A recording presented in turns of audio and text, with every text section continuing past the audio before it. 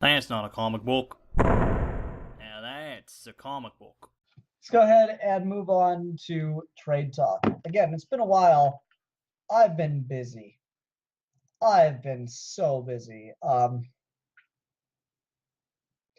you want a figure of the Bombshells character? Because I know they're releasing, they obviously have the statues, but I know they're releasing action figures. One moment. All right, now I already shut it off on camera.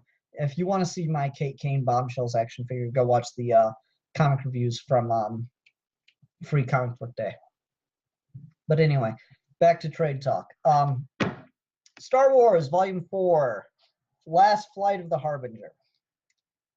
So I've been reading Aaron's run in trade, and it works a lot better there. Let me say, this first story that's like a Diary of Obi-Wan involves Black Chrysanthemum, the Wookiee bounty hunter. Meh. Overall, I've been pretty happy. Overall,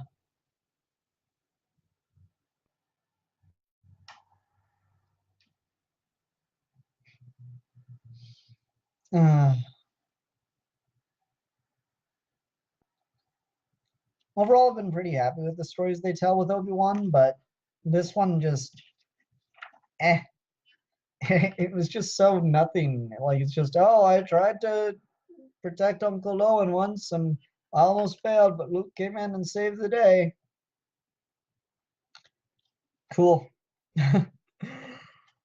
Anyway, and then we get into the actual story, which is the Empire has an elite group of stormtroopers led by the Game Master from Volume 2, Showdown on Smuggler's Moon. The Game Master makes a return. He joined the Empire as a stormtrooper because he believes in its cause and the fact that it liberated him from a slave camp and yada yada. Stupid, but whatever. Like, he's stupid for thinking that, because obviously the Empire is awful too. He's just like, oh, well, they don't subjugate people. Fuck, they don't. Shit. You just haven't seen enough of the Empire yet, motherfucker. Damn.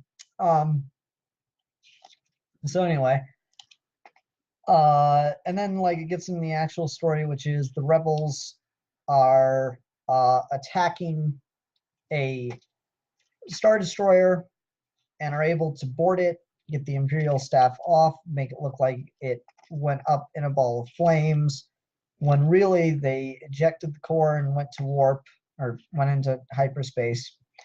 But they do have a functioning Star Destroyer, and their plan is to use it to get through the blockade.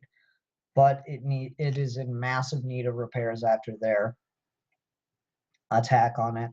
So there's a lot of flirting between Han and Leia going on in this, because they're both vying for command, and there's just a lot of hell going on with the ship. And meanwhile, this elite group of stormtroopers is able to board the Star Destroyer and cause all kinds of ruckus for them. And so in the end, they've been slowly creeping toward their mission, and they're able to get there as things are going just about as wrong as they could be going. And it's under attack, and Luke and the Game Master are fighting each other, and there's just all kinds of action and cool stuff going on here. But it comes under attack, and they're using it to try to get through the blockade, and blah blah. Vader's there, blah blah blah. A lot of stuff going on. Anyway, blah blah blah blah blah blah blah blah blah blah. Luke is able to use the Force to win the lightsaber duel that he was otherwise losing. That's kind of interesting. Luke also slips through Vader's fingers again. And the mission is a success. The rebels get away. All except for C-3PO, who was captured by the stormtroopers. Eh.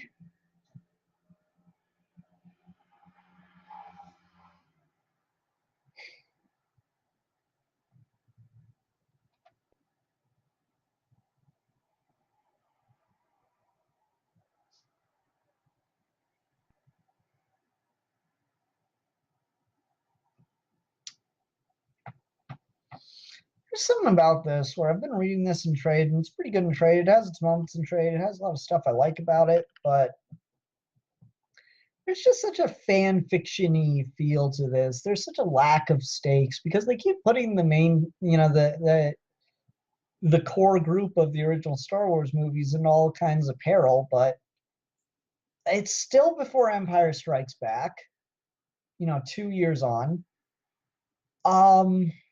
No, not even 2 years, 3 years on, right?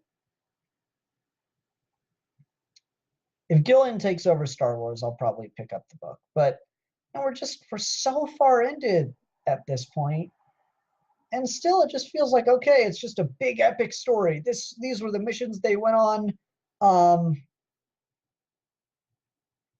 These were the missions they went on, and yada yada. And like it reads a little bit better, just in general when you're reading it in trade, but it still does just have this feeling of like, okay, it's an adventure that they don't talk about in the movies. It has no effect on the movies. Like, why should I care? I just have no ability to care a lot about what's going on. I mean, it's not bad. It's well written. It's functionally serviceable. And it's just not enhancing the story or really informing anything.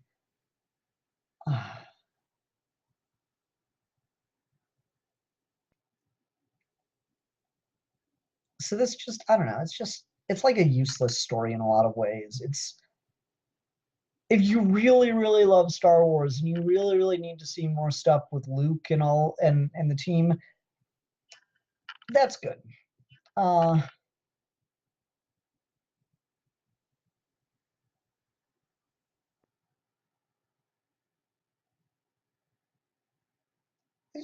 It just doesn't have much of a stake. Like I enjoy reading it to one degree or another, but on so many levels I just feel like okay, whatever. It's one of those things where I'm enjoying it, when I just sit down and read it. I'm not enjoying talking about it and trying to like critically dissect it and think about it. And that's usually a sign that things are generally speaking kind of weak. Um, and it's not like it's weak on a technical side of things, like the craft of how it is written, how it is drawn, all of that is fine. And the art's probably one of the best things about this book. You just get some really cool and interesting visuals. Um, like I talked about the Obi-Wan story and how I didn't think it was just in the slightest bit necessary. But you know what? There's this cool scene of Luke saving the day, man, and him smiling and flying around the ship with Uncle Owen. That's good art. There's these cool moments that you just get to see, like this opening prologue issue with the Stormtrooper squadron, taking out a tank, and like it ends with the one guy jumping up and pulling out the lightsaber and cutting the cannon off the thing. That's cool.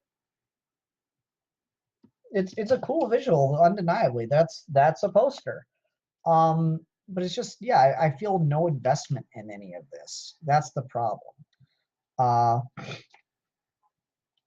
have such little interest in the majority of it. Also, I feel like the one thing that technically is weird is making the game master the villain stormtrooper, because his motivation really doesn't make a lot of sense to me. His whole thing was he was raised in fighting pits to be a gladiator and yada yada, and he'd seen so much death and blah blah blah. And the Empire came and liberated him, so he's very, very sympathetic to the Empire. Okay, fine. Let's just pretend that as a stormtrooper, he doesn't see literally the worst things the Empire does.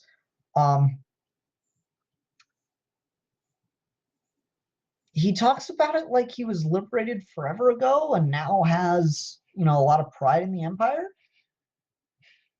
And that could maybe work if this was set between, Empire and Jedi. But it's set between New Hope and Empire, just like his last story where he first appeared was. Uh, I don't know.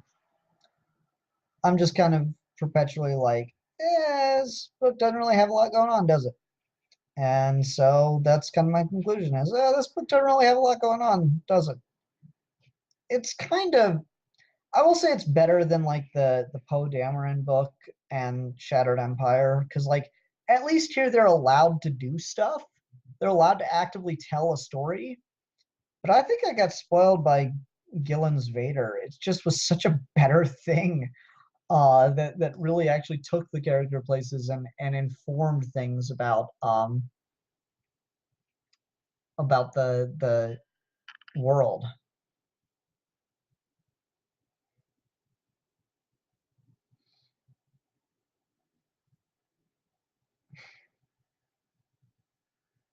See, Ian gets it. Sympathetic stormtroopers are so dumb. Yes, sure. uh,